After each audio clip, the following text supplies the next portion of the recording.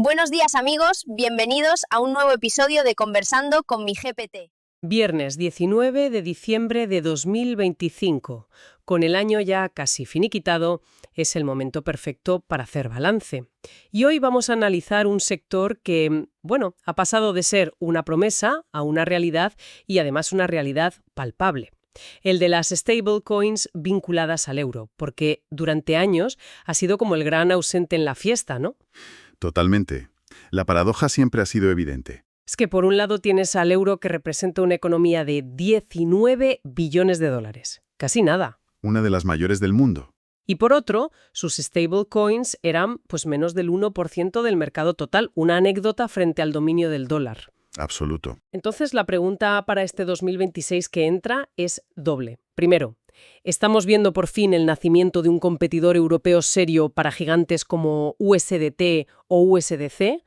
Y la segunda, que quizás más de fondo. ¿Esta explosión de proyectos privados significa que Europa está, renunciando a la idea de un euro digital oficial, de una CBDC?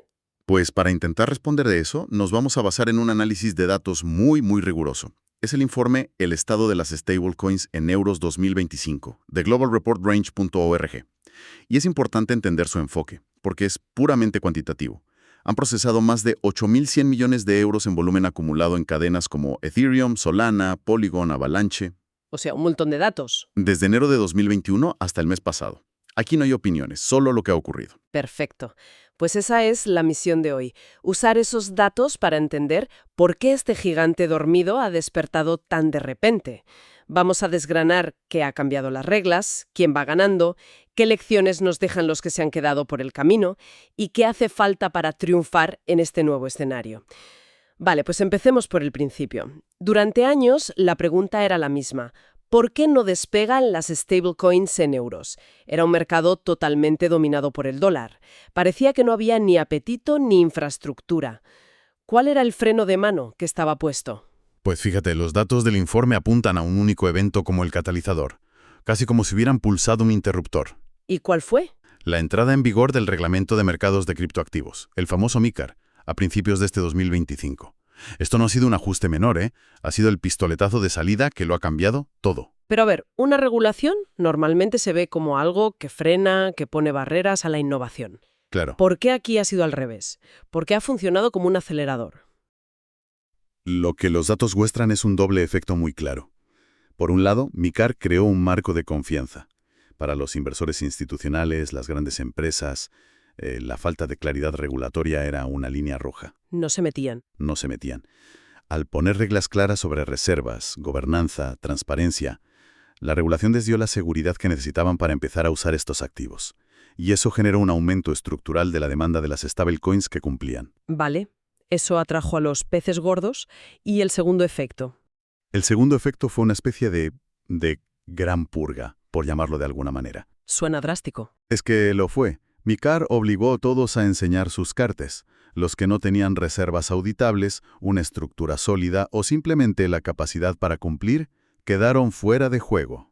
Los grandes exchanges, para protegerse, empezaron a eliminar de sus listados las stablecoins que no eran conformes. Ah, claro. Así que la regulación no solo impulsó a los que cumplían, sino que activamente limpió el mercado de la competencia que no jugaba con las mismas reglas. Entiendo. O sea, más que un freno, fue un filtro de calidad. Exacto. Limpió el mercado y creó una autopista para los proyectos serios. En una situación así, con el tablero reseteado, uno esperaría una batalla campal, ¿no? Varios contendientes luchando. Pero los datos dicen que no fue eso lo que pasó. Fue más bien una coronación. Esa es la palabra, exactamente. Los números no dejan lugar a dudas. El informe identifica un ganador dominante que ha sabido capitalizar este cambio. EURC, la stablecoin de Circle. ¿Y de qué cifras hablamos? A día de hoy, EURC acapara aproximadamente el 41% de todo el mercado de stablecoins en euros. Un 41% es una barbaridad. Se ha construido en un tiempo récord. Gigantesca.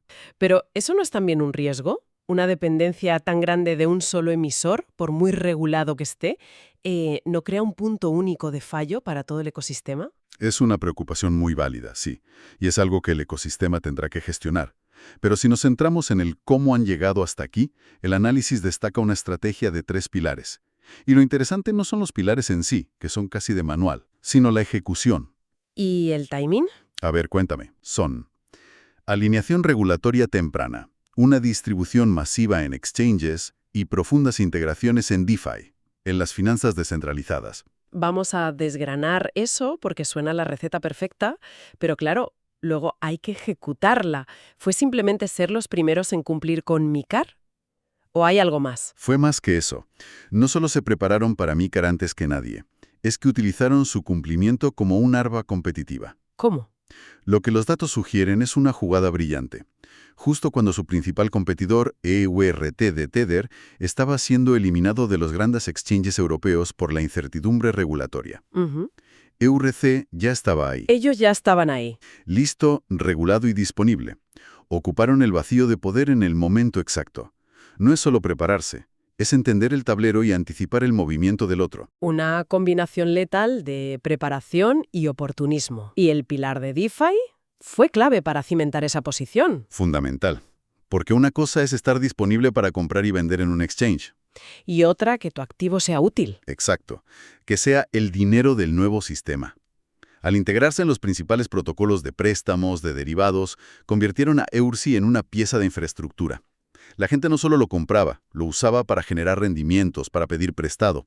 Crearon una demanda orgánica, pegajosa, que va mucho más allá de la especulación. Tiene todo el sentido. Pero para entender bien el paisaje, no basta con mirar al ganador. El informe también analiza otros casos, los que no lo lograron. Y yo creo que de los fracasos se aprende tanto o más que de los éxitos. Totalmente de acuerdo. Y hay un caso de estudio muy revelador. El de Eura. Fue uno de los pioneros, un first mover. Tenía la ventaja de haber llegado pronto. Pero claro, esa ventaja se evaporó. Lo cual es increíble porque MiCAR no apareció de la noche a la mañana, se debatió durante años. El informe sugiere por qué un pionero como Eura se durmió en los laureles. Fue, no sé, arrogancia, falta de recursos. El análisis lo atribuye a una combinación de factores. Por un lado, mencionan disrupciones en el protocolo, lo que sugiere problemas técnicos o de gobernanza que erosionaron la confianza. Vale. Pero el golpe de gracia, según los datos, fue simplemente el incumplimiento de MiCAR. Parece que hicieron una apuesta equivocada. Pensando que no sería para tanto. Quizá pensando que la regulación no sería tan estricta, o que encontrarían una forma de sortearla. Para cuando se dieron cuenta de su error, el mercado ya había pasado página. Es la gran lección sobre la complacencia. Una lección muy dura. Otro caso que me ha llamado la atención es el de Aur. Esta tuvo un momento de gloria fugaz, un pico de popularidad enorme. Recuerdo las campañas de marketing muy agresivas en exchanges. Parecía que se iba a comer el mundo. Sí, fue un ascenso meteórico y un colapso igual de rápido. Y aquí la razón es mucho más fundamental y, si cabe, más grave. El informe revela que el motivo de su caída fue la quiebra de su banco de reserva. Uf, catastrófico. Para una stablecoin, que vive de la confianza en que cada token está respaldado uno a uno. Es el peor escenario imaginable. Es como construir un rascacielos sobre arena. El informe detalla si fue mala fe o una negligencia tremenda. Los datos no entran en la intencionalidad, pero sí exponen la consecuencia. Y subraya de forma dramática la importancia crítica de la calidad de las reservas. No basta con decir que tienes el dinero, tienes que demostrar dónde está, cómo está protegido, y que no dependes de una única entidad que puede fallar. Confianza construida con auditorías y transparencia, no con marketing. El caso de EURSU es un recordatorio brutal de eso mismo. Parece una colección de fábulas para emprendedores de cripto. El pionero que se duerme, el velocista sin cimientos. ¿Hay algún otro modelo que el informe destaque como viable? Sí, y es un contrapunto muy interesante. Es el caso de EURCB. Su enfoque es radicalmente distinto. El informe lo describe como un modelo de crecimiento lento pero seguro. Lento pero seguro. Adoptaron una estrategia DeFi First, priorizando desde el principio su integración en las finanzas descentralizadas. ¿Y qué los diferencia de otros proyectos que también empezaron en DeFi? La clave es que lo hicieron desde el minuto 1 con un emisor totalmente regulado. No buscaron atajos. Su crecimiento no ha tenido los picos explosivos de EVC, pero los analistas lo califican de duradero. ¿En qué han invertido entonces? En lugar de gastar en marketing masivo, han invertido en integraciones sólidas, en protocolos de préstamos y en ofrecer incentivos de liquidez sostenidos en el tiempo. Han construido una base de usuarios leal, y orgánica. Fascinante. Entonces parece que se dibujan dos caminos al éxito. El modelo EVC de ataque total, buscando dominar en todos los frentes. Y el modelo EVSB, más de artesano, construyendo de forma metódica desde un nicho. Pero lo que ambos tienen en común es la regulación y la solidez como punto de partida. Exactamente. La narrativa ha cambiado por completo en solo 12 meses. Ya no vale con lanzar una stablecoin. La pregunta ahora es, ¿qué problema concreto resuelves y cómo garantizas la estabilidad y el cumplimiento a largo plazo? La improvisación ya no tiene cabida. Entonces, con este panorama, miremos a 2026. ¿Qué conclusiones saca el informe para los que quieren entrar ahora o simplemente sobrevivir? ¿El tren ya ha salido de la estación? Pues el informe lanza una advertencia muy clara en ese sentido. La ventana de oportunidad para nuevos participantes se está estrechando. El listón está infinitamente más alto que hace un año. Y el análisis identifica dos conceptos que se están volviendo críticos. El primero es la composabilidad entre cadenas. Es decir, que tu activo no puede vivir aislado en una sola blockchain. Eso es. Tiene que ser como un pasaporte que funcione en diferentes países, ¿no? Que se mueva sin fricción entre Ethereum, Solana, Avalanche. Precisamente. El mercado es multicanal y tu activo debe serlo también. Esperar que todo el ecosistema se adapte a tu cadena preferida ya no es realista. Vale, ese es uno. ¿Y el segundo concepto? El segundo es el cumplimiento normativo on-chain. Esto suena más complejo. ¿Qué significa exactamente?